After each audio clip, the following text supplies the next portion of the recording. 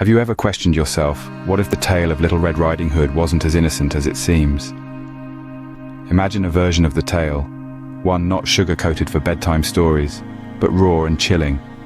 A tale where the wolf doesn't meet a heroic end, but instead triumphs over innocence. A tale where the crimson cloak doesn't symbolize a cheerful child, but a grim warning. This is the original, the unvarnished tale of Little Red Riding Hood. Prepare yourself to delve into the grim details of the original tale.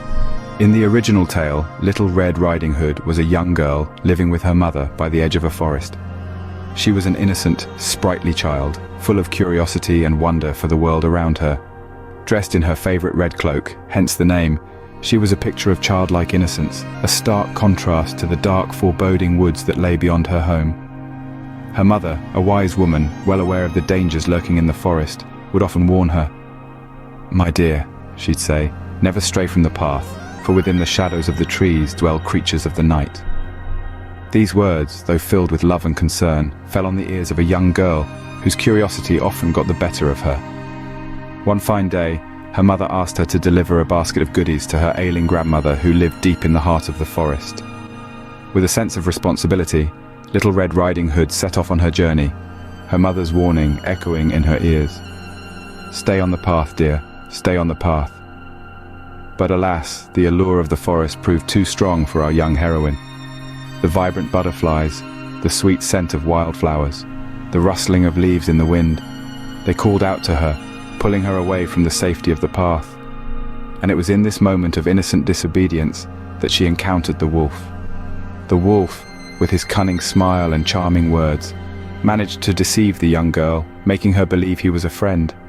They conversed, they laughed, and for a while it seemed as if the wolf was a gentle creature, not the predator he was known to be. Little did she know this encounter would lead to her demise. As Little Red Riding Hood entered her grandmother's house, she was met with a sight she could not comprehend. The familiar homely setting was suddenly a stage for a chilling charade. The wolf, cunning and sly, had donned the guise of her beloved grandmother, waiting in anticipation for the innocent girl to play her part in his wicked game. With a voice as sweet as honey, Little Red Riding Hood called out to her grandmother, unaware of the gruesome fate that awaited her.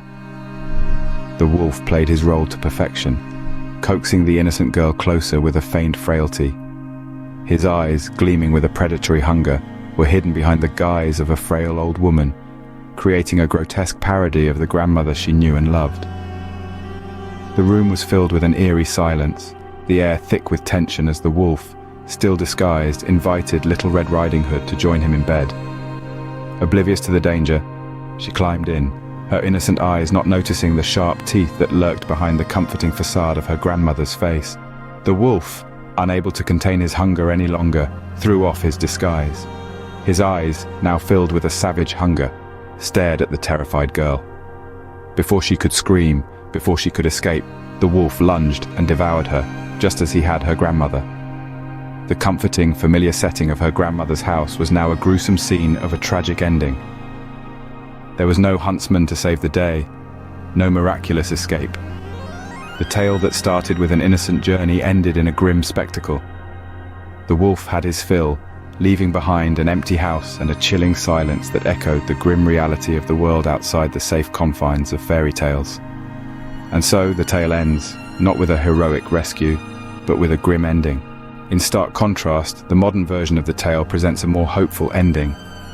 The original tale was a cautionary one, filled with darkness and despair, where the cunning wolf outwitted both Little Red Riding Hood and her grandmother, swallowing them whole, leaving no room for rescue or redemption.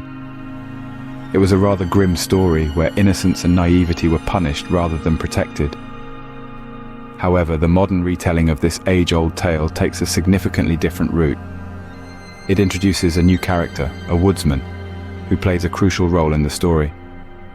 The woodsman, often portrayed as a strong and courageous figure, happens upon the scene just in time, wielding his axe to save the day. He rescues both Little Red Riding Hood and her grandmother from the belly of the beast, bringing about a triumphant conclusion. This twist, while it may seem minor, brings about a fundamental shift in the narrative. the modern version injects a much-needed dose of hope and justice into the tale. It sends a message that evil doesn't always triumph, that there are heroes who stand ready to protect the innocent. The woodsman's heroic intervention serves as a beacon of light in an otherwise dark tale, transforming it from a story of doom to one of survival and triumph. Furthermore, the modern version maintains the essence of the original story.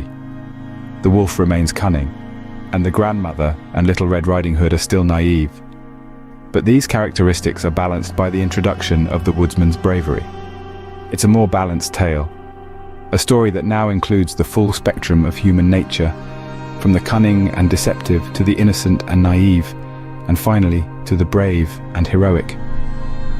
Thus, the modern version of Little Red Riding Hood, while maintaining the essence of the original tale, provides a sense of hope and justice that was absent in the original grim tale. So, the next time you read or hear about the tale of Little Red Riding Hood, remember, not all fairy tales have happy endings. This innocent-looking story, cloaked in a crimson hood, harbors a grim past.